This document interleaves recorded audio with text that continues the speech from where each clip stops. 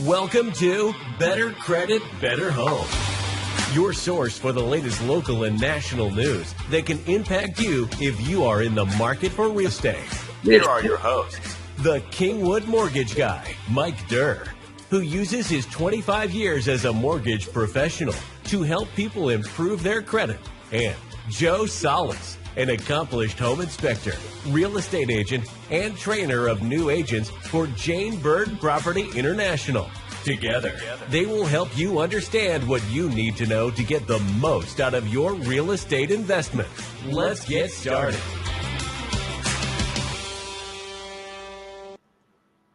Let's get started. Let's do it, Mike. Good to see you, Joe. Thank you for being here today. Listen, what do you know about Chat GPT? I've been actually using it. Yeah? Tell me about it. Well, I mean,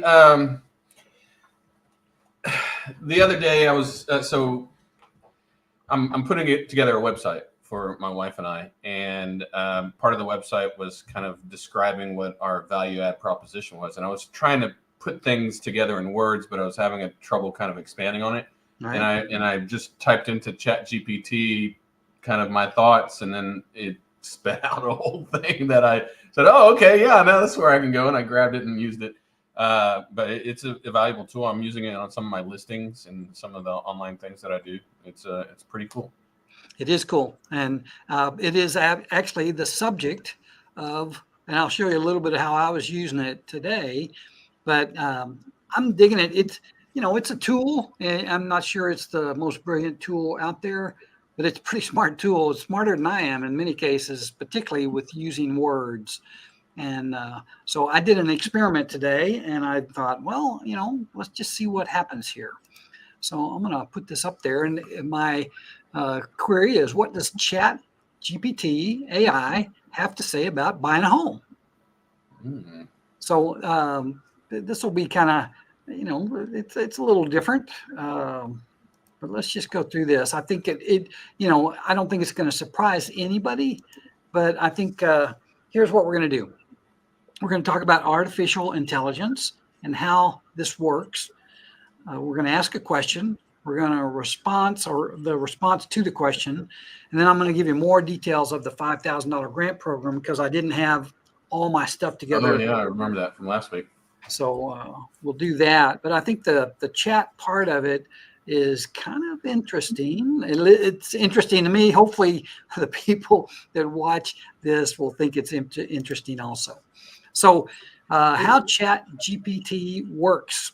Well, I say that you have to give the chat a persona. You don't have to. But in this case, I gave the AI, the Chat GPT, the role of a professor at Texas A&M, a tenured professor, as a matter of fact, in real estate. And actually, I'll read you the prompt that I did. Let's see. No, this is the answer, actually.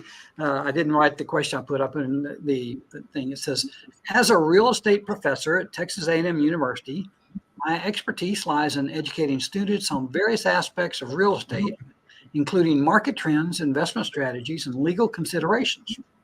If you have any specific questions related to real estate, I'm here to provide insights and guidance based on my academic background and practical experience in the field. That was Chat answering me back after I gave him the persona. And this is actually a real Texas A&M real estate professor. I forget his name, but anyway, I thought I'd just put it in there because that's who the persona is. The Chat assumed that role. I told my professor, to learn how to talk, he was teaching a class of adults ages 30 to 45. And the questions I asked the professors were, why? Well, let's see. The task today is to give a class of potential first-time home buyers the reasons why they should consider buying a single-family home, or why they should not consider buying a single-family home. The class is made up of adults starting at age 30 to 45 years, all have stable jobs for the last 2 years, and all have saved enough money to put down at least 3 to 3.5% down payment. the payment for the home they are buying will initially cost $250 more than they are currently paying for rent. All right. So that was how I framed it. And this is Professor Chat GDP. I ought to call him Professor Chad. Professor's answer. Well, reasons to consider buying. And the first thing he said is equity building. Purchasing a single family home allows you to build equity over time, providing a valuable asset and potential financial stability for the future. Well, we knew that. And there was nothing earth shattering on here, but I like to see it from somebody smarter than me. From breast. Stability and control. Owning a home provides stability and control of your living space, allowing you to personalize and make long-term plans without concerns about lease renewals or landlord decisions. That's good. Tax benefits. Home ownership often comes with tax advantages, such as deductions on mortgage interest and property taxes, which contribute to your overall financial savings. And then potential for appreciation. This is what I think is one of the big ones. The single-family homes have the potential to appreciate in value over time, offering the opportunity for a profitable resale in the future. So you get some of that money back. Well, no surprises there, right? Yeah, we're just as smart as Professor Chad, because that's what we've been saying for a year and a half now, Mike. Well, I just kind of, what is that? I'm confirming that we were not just out there. So Professor Chad's answer, considerations against buying homes. Well, the first one is financial commitment. The initial cost of home ownership, including a higher monthly payment than rent, requires careful budgeting. Ensure that the $250 increase is manageable and aligns with long-term financial goals. So, yeah, you can't do this without some deep consideration financially. Maintenance and responsibility, and put it like that, homeowners bear the responsibility of maintaining their property. Consider if you're prepared for the time and costs associated with home keep up, or home upkeep is what it actually says. And then market conditions. I think this is one that's got a lot of people stalled. Market conditions. Assess current real estate market conditions and trends. And in some cases, renting may be for a more flexible option depending on job stability or plans for relocation. So what I tried to do is I tried to give it enough information so that based on the data that's out there, and it actually lists the resources that it used for somebody that, there are some people that just aren't ready to buy, and there's some people that are on the fence. And I guess I'm trying to reach out to the ones that may be on the fence, that have the jobs, have the income, they have a little bit of money, and we got to give them a nudge to move the right way. Yeah. Or at least what we think are the right way, in our unbiased opinion, right? All right. I told the professor, though, I said, dude, I'm disappointed with his answer. Based on the answer to my question, I was disappointed that you didn't mention any of the long-term benefits of buying versus renting. Can you add what you find regarding the repercussions of owning or not owning over the long term? And each time you put in a prompt like that, the professor, in this case, my AI professor, comes back and says, okay, I understand your question, and he's like talking to me. So the long-term benefits of buying, equity growth. This is one of my biggies. Home ownership allows individuals to buy equity over time. As mortgage payments are made, the ownership stake in the property increases, contributing to the long-term wealth accumulation. So that's obviously a big one. Stability and predictable payments. Fixed rate mortgage offers stable, predictable monthly payments over the long term, providing financial stability and eliminating the uncertainty of rent increases. Well, our family went through this. My sister-in-law had been renting a place. I bet she's been there 15 years. And the property ultimately was sold. This is in the New Braunfels area, New Braunfels, hot community. I think she was paying like $1,500. And probably when she started renting, it was $1,000. So over the course of 10 years, it probably went up $500, but $1,500 was still comfortable for her. Well, some new people bought it, and they were going to charge her $3,000 for rent, but they didn't really want to do that because they wanted to sell it.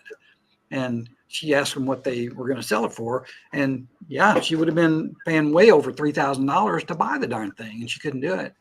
And that's the kind of thing that she got stuck in, that mode of thinking that this was going to last forever. She was going to die in that house. Yeah. And I think a lot of people are mixed up. And I talked to another couple this last week. They're getting kicked out of a house that they've been in for 8 years. And let me tell you, those are great tenants until it's time to go. So that stability is a big deal. Last one, potential for appreciation. Real estate properties have the potential to appreciate in value, leading to potential profits upon real estate. And so we've seen it. I mean, it's been prevalent to us to see the appreciation just over the last 3 or 4 years is mind-blowing compared to what it was prior to that. I mean, for appreciation to increase by, what was this thing doing here? By 2%. I mean, that was like, this is 2%. That's awesome. I love this. Want to go up 15 and 20% is just unworldly. And of course, if you bought it or owned a house, it was a real blessing for you. And even over like you've mentioned in the past, even over a wide breadth of time, what was it, 90 years, 70 years, that chart that you bring, the majority of those years, you're realizing appreciation, right? There was only like 7 of those years, 7 years that were either even or there were losers. Yeah. And I've shared the story where when Sandy and I moved in our house, it probably was the wrong time, but it turned out to be the right time, assuming that we stayed in it for a length of time. And so real estate's got that particular investment quality of being very solid investment. Is it possible to lose? Yeah, but it's unlikely based on what our history has been, particularly unlikely with the lack of inventory that's out there. I started watching some videos today that are predicting a economic apocalypse in the United States. And, they're not just talking about the real estate crashing, but they're talking about our whole economy is going to crash. And I just wonder, I don't know if that kind of stuff has happened, but to me, I don't see any obvious warning signs that that's going to happen. Do you? I mean, am I wrong? No, I've seen some of that too, but I don't see anything that's right now. I mean, I don't see anything like that. It's still pumping strong, and everything that we've got going on is what we've got going on. And nothing's really changed. The only thing that's changed, and I think this might be lending some of that worry, is that we've realized over the last year and a half, some hyperinflation, where our prices of our commodities and common goods have just shot up tremendously. So there's got to be something that closes that gap, whether it's the prices coming back down, which I've seen HEB, the president of HEB, had said something about that, or wages going up, which we know that's not going to happen anytime soon. There's going to be something that happens in between. So maybe that's what they're seeing. Yeah. I think I got to show this one first. This was my guy that was disappointed the first time, and I thought, he's not disappointed enough. I'm being disappointed. I told Professor I was disappointed. So what? I don't know. So the second part of this was the repercussions of not owning over the long term. I thought that was worth asking. Repercussion of not owning over the long term. Well, missed tax advantages. I mean, I don't know about you, but I do not like paying taxes, particularly, let's just say I don't like paying taxes. I pay my taxes. I pay them honestly, but I do it begrudgingly because I don't think that we're getting the things that, well, when we hear what we pay for, some of the stupid stuff that they spend our money on, it'll make you sick. No equity building. This is, I think, buying a house is by far one of the most valid ways to change your financial life as far as just living and paying your mortgage payment and letting the real estate grow on its own. I mean, it's a life changer for a lot of people. And you can't do that when you're renting. It's something that doesn't come there. And this is, I made a habit of when I go to closings and stuff, I always like to look always on the HUD, not so much on the closing statements that we get today, but always on the HUD. It used to show the money that the seller was getting for selling their house. And when you see it, it's hundreds of thousands of dollars. And in cases where they've been in the house for 2 or 3 years, they're getting $30,000 and $40,000 and $50,000 in equity from the sale of their house. And how else do you do that unless you just stumble into something that is like an amazing investment? And this is available to anybody who buys a house. Yeah. And then the final one that is the subject to rent increases. I mean, it's not whether you're going to maybe have a rent increase, you're going to have a rent increase. And that $250 that I put on there is an exaggeration. It will be eaten up within a couple of years. You'll be paying more at rent than you would if you'd gotten a mortgage at the time.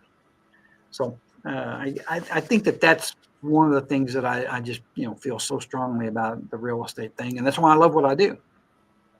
Love it. I asked Professor Chad, what are the best arguments for waiting to buy real estate at this time? I was thinking, well, maybe there are some repercussions of doing this. Let's see. That's today. See if I lost my place here. Argument for waiting to buy real estate. Okay. Here we go. Market uncertainty. Well, yeah, the market is uncertain, except the couple things that we know for sure. One, there's not enough inventory. When you don't have enough inventory, there's not much uncertainty about which way prices are going to go over the short term. And maybe when I say short term, how long do you think it's going to take for them to catch up? That's not a rhetorical question. I'm asking you. What do you think? Yeah. As far as inventory is concerned, yeah, I mean it could happen overnight. Yeah, but it won't. I think inventory's got a ways to go before we're caught up. I'm talking about maybe even summer of next year. But the problem is people don't want to sell. They don't want to lose their cushion of their nice interest rate, because to end up in the same type of house, they're going to be paying 33% more. Well, I don't think it could happen that quickly. Now, I do think that there's a possibility.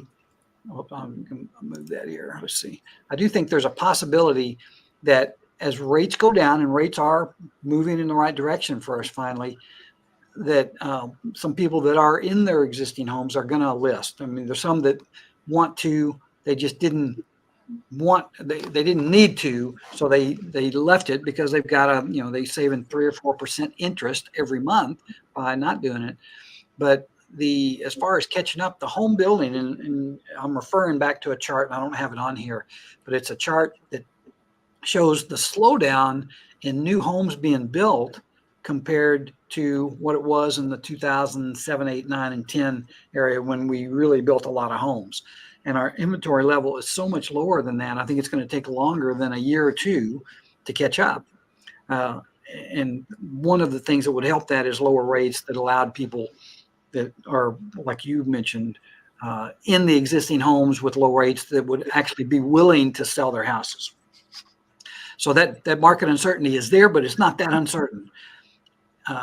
It's uncertain because rates have gone up to in the fastest they've ever gone up in history, at least the history that I'm aware of, and I've got a lot of history under my belt. But they're starting to come back down. I mean, I'll show you what rates look like, and they're not bad. Economic conditions. Well, let's see. Assessing economic conditions and interest rates is crucial. Waiting for favorable rates or economic improvements could result in more cost-effective purchases. That's what Professor Chad said. But if you measure that against the cost of the way homes are appreciating, then that's a financial boondoggle. You don't win on that deal, because the home that you're going to buy is still going to be more expensive, even if you have a lower interest rate. So, inventory consideration. Go ahead. I agree. Best time to buy a home is yesterday, Mike. That's right. Inventory considerations. Monitoring housing inventory levels is essential, and waiting for an increase in available properties may provide more options and potentially lower prices. We don't agree with that. We agree with that, as a matter of fact. It's going to be hard to get. The other part of that I wanted to mention is that if Texas wasn't the most popular state that people are moving to, it would be easier to catch up on building homes, right? But we've got the best economy and are the lowest price cost of living in the United States. Plus, we've got sunshine about 8 months out of the year, maybe 9 months out of the year. We've got air conditioning when it gets hot. I always got to remind people that we've got air conditioning because it does get hot. But, today is a perfect example. I mean, it was a beautiful day to be out. It was 62 degrees and it's November 28th. I mean, come on, there's a lot of places that are way below that. And then the other one, personal financial readiness, is obviously one that is a big concern. And that's not the people that I put in here for the test. It's the people that credit may be not good enough right now. They may not have any money saved. They may be in between jobs. There's a lot of that kind of stuff. And guess what? You should wait. That's and in that case, that's the only one that I would tell you should wait until 24 until you're a little more stable. That's really what this is about. So how's Chat GDP doing right now? Pretty good. A little repetitious, but it's pretty good. It is repetitious. That's right. It's only as good as the questions I ask it, and I just kind of tried to keep getting around stuff, and I wanted to forward in there. So I'm going to shift from that to if you are ready, the Fannie Mae Home Ready with the 5K boost. Now this is a real $5,000 deal. When I presented this last week to Joe, I didn't know who and how you could qualify. I mean, I know what the people that can qualify. What's interesting about this is you have to live now in a certain area. That doesn't mean you have to move to that same area. It just where you're living now is who is determined or eligible for this. It's a 3% down conventional loan program with no padding of the rate. In other words, you would get the same rate as somebody that didn't qualify for this particular program, but was putting the same amount of money down and had the same credit scores. That's big to me. It's most of the programs out there for first-time home buyers are based on the rate being raised to give you the money for the down payment. That's not this. This is free money. Okay. Minimum score 620, no income limitations. That's huge. A lot of people that are in this program, there is 80% medium income on this program. Normally, they've taken it off on this one. This is another one. Seller concessions are capped at 5%. On most conventional loans, seller concessions are capped at 3%. So the seller can now help you more on this one, plus the $5,000 that you're getting from the government. Or Freddie Mac in this case, Fannie Mae. Must be able to show proof of your current address. This is what it's all about right here, where you live now. And I've got this here. Yeah, this is not a very good picture. Can you see that? This is a map. And there's Pasadena is one of the areas. There's some area in the Woodlands. And just if you live in that darker spot there, and so you go, well, that's a little vague, Mike. How do I find that out? A borrower must be a first-time home buyer. One of the borrowers, if you're a couple, one of the buyers has to be first-time home buyer. Let me go through this, then I'm going to show you how this works. No increase rate for the money based on the Home Ready Fannie Mae program. Down payment 3%. 5K can go straight to the down payment or the closing cost. What's the catch? All right, here's the catch. I fill out this form. Now, right now, there are a limited number of brokers in and around Houston that have access to this. But down here, it says this Home Ready SPCP eligibility. And it says current primary address line 1. So you fill that out, check for eligibility. You click that button, and it comes back and says, dude, you're qualified. And at that point, and we're going to get you a pre-qual letter, and we're going to get you out there looking, because the time on this money, the one thing about a program like this, they run out of money. Okay. This is a bigger one. They're doing this, I think, in about 20 different cities in the United States. I think I mentioned to you last time that I think there were 4 cities in Texas that they're doing this in, but it's a real deal. It's going to help a lot of people. And I just want to be one of the ones that bring it to us. So what you do is you call me and you say, Mike, I'm thinking about it. Call me or give me the address, and just I'll punch it into this form, and we'll see if it works. And if not, we'll see if something else works. Are there any restrictions on prepayment or refinancing on it, Mike? No, nothing other than, we want people to be in their house or their mortgage at least 6 months. But other than that, that's about it. And you know what I saw today, and we may have talked about it, but I don't think we have.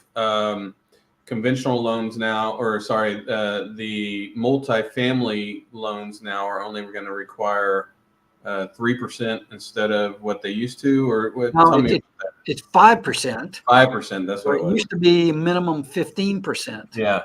So that's an awesome deal. Make it much more available to a lot of buyers that were stuck by not having 15%. Yeah. That's a big program that came out about 2-3 weeks ago, maybe longer. But there's just not a lot of multifamily homes in and around this area. And if you find them, let me know, because those are great investment choices. And I've got a lady, I did an application for her last night, and her brother's helping her. And they're looking for multifamily home, like a 4-plex, so she can live on one side and rent the other 3 units out. And the benefit of that is you get the benefit of the income from the 3 units that you're not renting, less your expenses and stuff. So it's a great opportunity. And I actually have an aunt and an uncle that used to do that all over the place. They'd move to one city and they'd buy a triplex or a duplex or something, fix it up, sell it, move on, do another one. They're smart. Anyway, excited about this one. Kind of a good program. Again, there's not many of these come along. Last time I remember when this ready was back in the years of Obama, and he had that $8,000 credit that came out for people that were, pretty much good for everybody. All right. I got to take a minute and show you the bond chart. This is not as compelling as looking at this a year and a half, but right about the 16th of October, so what was that, about a month and a half ago, 6 weeks ago, the market hit the bottom. This is when interest rates were about 8%. Since that time, there's been a new trend that this trend, this went way out here and was way up here, and then it's come down. But we like the trend that we're seeing. Even today, there's this I forget what they call this, but it's these demarcations or these lines of support. And we reached the top of this. Oh, gosh, I wish I'd remember what it was. But anyway, there are barriers when the bond's going up that certain people, they just like to hold it at that level. And we've been just breaking one after the other. And rates are not a lot better than they were last Tuesday, but they've held. And I'll show you what the rates are like in just a minute. I'm going to stay with this until the end of the year. 2024 will be better if I have a plan. And I know my realtor friend is making a plan right now, what he's going to do in 2024. I can't even believe to say that, 2024. Prioritize what you want. If it's a new home, we love it. We want to help. If it's lose weight, do it, man. It's going to make you feel better. You're going to be more healthy. Get healthy, eat better. The one on my right, this picture says, "Stop smoking, Joe. Quit smoking. Drink less." No. No, Joe doesn't smoke. I'm giving him a hard time. Improve credit score. I can help you with that. And then save money, man. If you can save some money, that's a key, especially in a time like now when inflation is raising its ugly head. Right. And then this is what rates are today. 30-year fixed, 7%, 15-year, 6.5%. Jumbo 7. Actually, the jumbo was up 1/8 of a point today. ARM's still not out there, but 6.625 on FHA and VA. Those are sweet deals right there. So that could motivate you. I do think if our trend continues, next week we'll be in the 6s. And I think that's when people are going to start kind of moseying over. If they continue to go down, we're going to be ready for a rush the first part of next year. I think so. I hope so. Yeah, me too. Me also. And I did this. This is a chart that I've got access to. And then this is my betting against the champ. 73. There it is. That's the one. 73, 7-1 since 1941. So pretty cool. All right, Joe, that's all I got, buddy. Sorry to be a little repetitive, but I thought it was interesting to just mess around with the chat. Oh, that's Chat GPT for sure. You're right. If you don't change around what you're asking, it'll serve you the same dish over and over again. But it's a great tool, and actually, I think that's kind of where the future is going, right? Yeah. And I would love not to have had paid for my professors if I could have just added Chat GPT to it, but then I don't think I would have gotten them my degree. But either way, man, it's good seeing you. I'll see you next week. All right, man. Enjoyed it. Thank you for coming. Listen, everybody, love for you to make comments. We'd love for you to subscribe. And if you like this information, share it with your friends. All right, we'll talk to you next week. Thanks, Joe. Bye.